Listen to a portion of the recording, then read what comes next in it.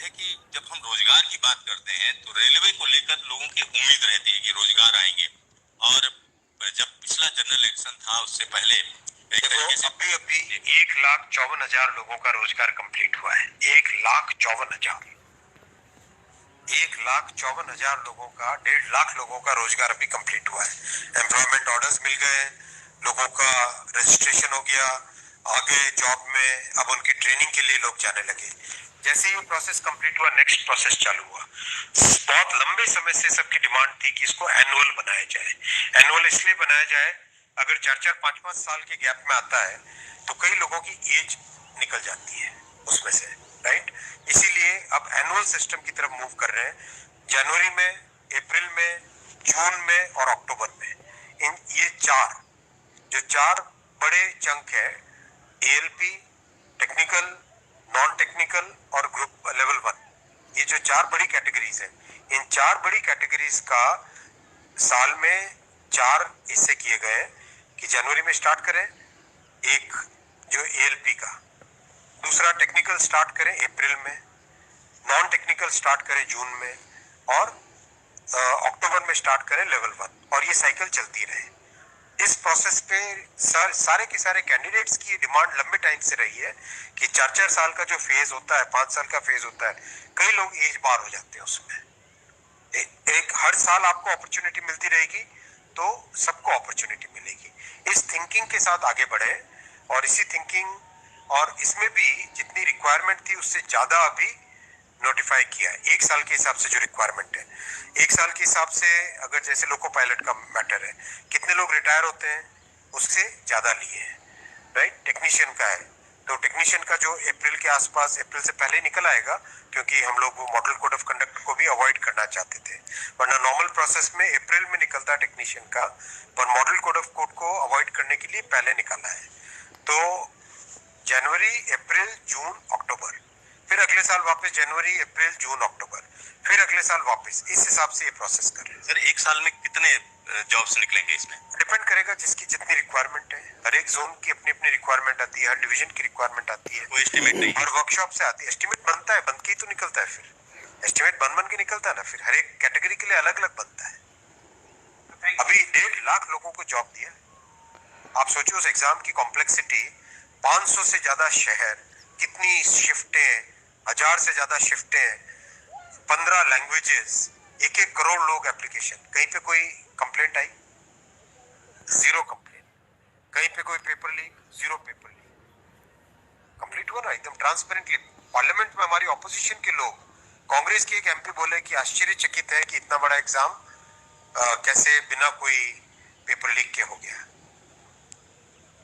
तो एक उस चीज को भी तो देखो।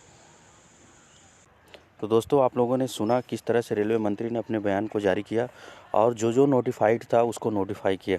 यह कह रहे हैं कि अब ईयरली में अगर मैं बात कर लेता हूं तो 4 पार्ट्स किए जाएंगे, जिसमें जनवरी, अप्रैल, जून और अक्टूबर मंथ में यह अपनी अलग अलग वैकेंसियों को लेकर के आएंगे, और जितनी भी रिक्तियाँ होंगी यह कह रहे हैं कि ज़्यादा से ज़्यादा पोस्ट देने का प्रयास किया जाएगा।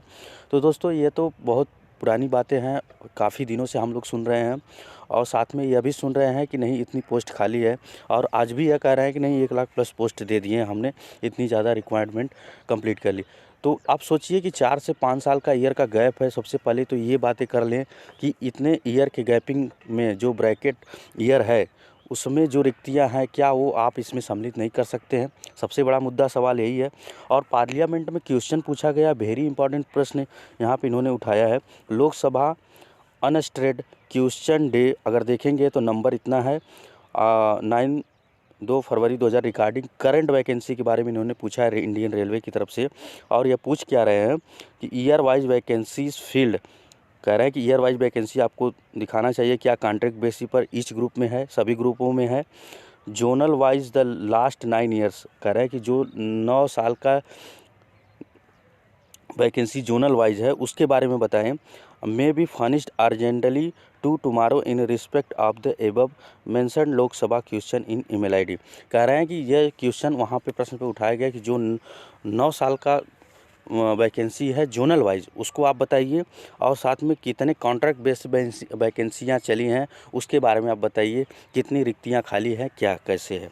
ठीक है, तो सबसे बड़ा मुद्दा यहीं पर होता है दोस्तों कि जो भी वैकेंसियाँ होती है वो आप तो रिलेवेंट नहीं करते हैं, और सबसे बड़ी यह होता है कि नहीं, बच्चों का जो एज रिलैक्सेशन का मामला आता है तो उसमें पीछे हट जाते हैं आप लोग।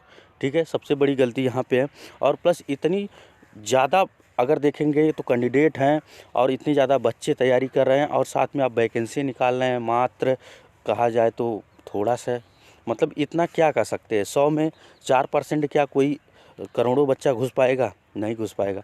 तो इतनी मेरिट हाई चली जाएगी कि वहाँ पर बच्चा अनसेलेक्टेड हो जाएगा और उसका 1-2 साल का ईयर भी बर्बाद हो जाता है। तो दोस्तों, जितना हो सकता है इंटरनल नोटिस के माध्यम से मैंने जो आप लोगों को वीडियो सेशन में बता रखा है वही चीज़ होने वाला है। आइए यहाँ पर बात कर लेते हैं कितने प्लेटफॉर्म से कितनी वैकेंसी खाली है, एक न्यूज़पेपर यानी सोशल मीडिया के माध्यम से पता चला है। आइए उसको देख लेते हैं। तो यहाँ पर देख सकते हैं कि सरकारी विभाग में लगभग 6 लाख पद खाली है। सोचिए, दिसंबर 2023 तक केंद्र राज्य सरकार के विभाग में लगभग 5 कह रहे हैं कि राज्य सरकार में 5 लाख रिक्तियाँ खाली हैं केंद्र और राज्य को मिला करके। अगर यहाँ पर हम बातें कर लें तो रेलवे में आप लोग को दिखाई दे रहा होगा कि 2.5 लाख पोस्ट अभी भी वैकेंट है। और यहाँ पर डिफेंस की बात कर लेते हैं तो 1.30 लाख यहाँ पर डिफेंस में खाली है। होम अफेयर्स की बात कर लें तो 1,14,000 और डाक में 19,000 पोस्ट खाली है। तो टोटल नंबर ऑफ वैकेंसी अगर जोड़ दिया जाए इनको तो 6 लाख पद खाली हैं। क्या ये क्योंकि हमें वैकेंसी से मतलब है, हमें अपने पोस्ट से मतलब है, हमें अपने जॉब से मतलब है। तो हमें किसी पार्टी से लेना देना नहीं है, सिर्फ हमें अपने जॉब को देखना चाहिए। तो सरकार से यही विनती रहती है कि इस सरकार से, आने वाली सरकार से यही रहता है कि नहीं, बच्चों को ज़्यादा से ज़्यादा सिलेक्शन मिले, जॉब मिले उनको, और एक आर्थिक सहायता मिल सके। ठीक है, तो यह इतनी बड़ी रिक्तियों को आप खाली करके क्या कर रहे हैं, क्यों रखे हैं, किस लिए रखे हैं? तो सबसे बड़ा मुद्दा यहीं पर होता है दोस्तों। और क्या आप अभी देखते हैं फिजिकली प्रोटेस्ट हुआ, ऑनलाइन प्रोटेस्ट हुआ, आप देख सकते हैं किस तरह से एएलपी की वैकेंसी में नहीं बढ़ोतरी की गई है। और यहीं पे बात कर लेते हैं टेक्नीशियन की, सिर्फ 9,000 प्लस पोस्ट आई है, उसमें क्या होने वाला है, जिसमें लगभग लाखों बच्चे पड़े हुए हैं। ठीक है, और दूसरी बात कर लेते हैं, इतनी ज़्यादा रिक्तियाँ होने के अगर डाटाबेस खंगाला जाए तो लगभग टेक्नीशियन की वैकेंसी अगर मैं बात कर लूँ तो लगभग आपको लगभग 27,000 प्लस वैकेंसी देखने को मिल जाएगी। और एएलपी की तो बात छोड़ दीजिए, कम से कम 50-60 हज़ार वैकेंसी होनी चाहिए थी। तो इतनी कम वैकेंसियाँ क्यों आप दे रहे हैं? सबसे बड़ा मुद्दा यहाँ पर है। तो दोस्तों, जितना भी हो सकता है मैं इंटरनल नोटिस आप लोगों को देने के माध्यम से प्रयास करता हूँ, जो सोशल मीडिया के माध्यम से मिलता है मैंने वही देने का प्रयास किया। तो संघर्ष पर ही होता है और कंपटीशन डेली का डेली बढ़ता जा रहा है। आप देख ही रहे हैं किस तरह की क्या लेवल की वैकेंसी आ रही है, कब एग्ज़ाम कराए जा रहे हैं कि आपको एग्ज़ाम की परीक्षा की तैयारी करने भी नहीं दिया जा रहा है, आपका रजिस्ट्रेशन करवा करके तुरंत पेपर लिया जा रहा है।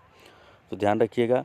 तो इसी तरह से इंटरनल नोटिस ऑफिस के लिए, ऑफिशियल नोटिस के लिए आप चैनल को लाइक से सब्सक्राइब जरूर कर लीजिएगा और हमसे जुड़े रहिएगा, यहाँ तक बने रहे। थोड़ा सा भी वीडियो पसंद आया तो इस वीडियो को सपोर्ट कीजिए, लाइक कीजिए, शेयर कीजिए और सब्सक्राइब कीजिए। आपका प्यार हमेशा बना रहे। जय हिंद, जय भारत।